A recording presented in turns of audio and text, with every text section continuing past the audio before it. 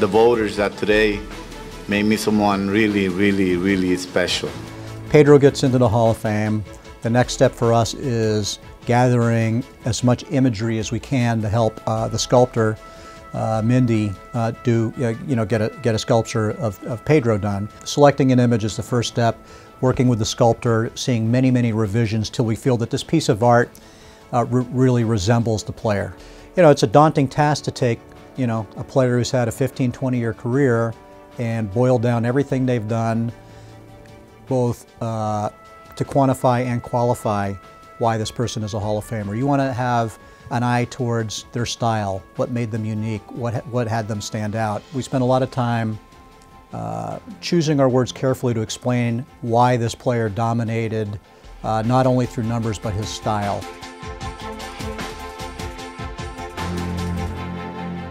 Immediately I start getting a little excited and nervous. At that point I start looking at their images and seeing video and whatever I can to start developing some feeling from them and getting a familiarity with their faces. I actually begin by just forcing the clay into the mold. And right now I'm already thinking about how far the image is going to protrude front to back. The more carefully I have to consider any adjustments or changes because it could change the likeness. So this is kind of the exciting part to me, and right now it looks like absolutely nothing. And I just have a layer of clay on there, but very quickly it will begin I will already see what's next. And I always think when I'm done with the job, who did that? Or how am I going to do it when I start to sculpt it? I want to do everything I can to catch the likeness and pull it through for all the fans to, you know, get a familiar feeling and say, yeah, that's him when they look at it.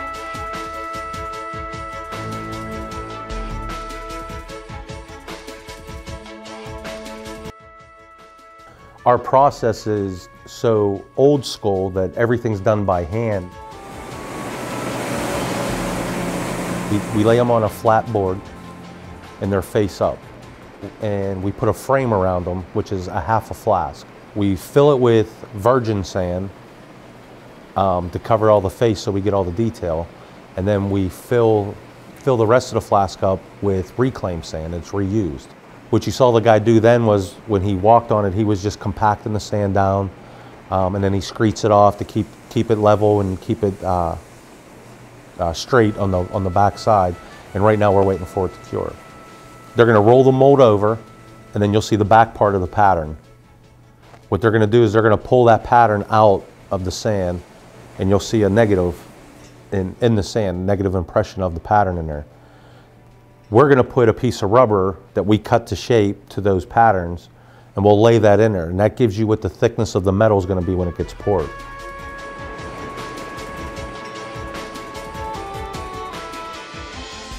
The bronze, they're going to pour the bronze. It's going to be roughly about 2,000 degrees.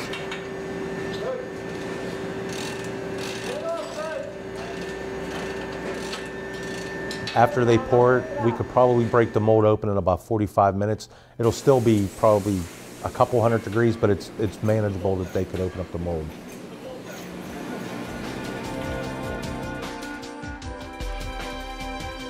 Doug takes the raw casting and then he starts doing the finishing work.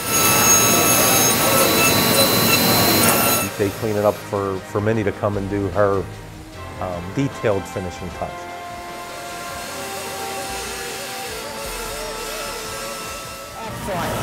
Excellent. Mindy has a vision of what this thing's going to look like when it's done, and then she also captured that in clay. You know, and then our foundry captures it in bronze. Then Doug tries to clean it up a little bit, and then Mindy comes back and puts her, you know, what her thoughts were right back in the finished product. Doug, I wanted to take a little more off here so it doesn't look like. I hope that, like most every other Hall of Famer, it's a feeling of pride and an understanding that it's a snapshot of his career. that it is a rendition, it is not a photograph, it's a piece of art. But most importantly, it's a symbol of the level he's reached, which is the top.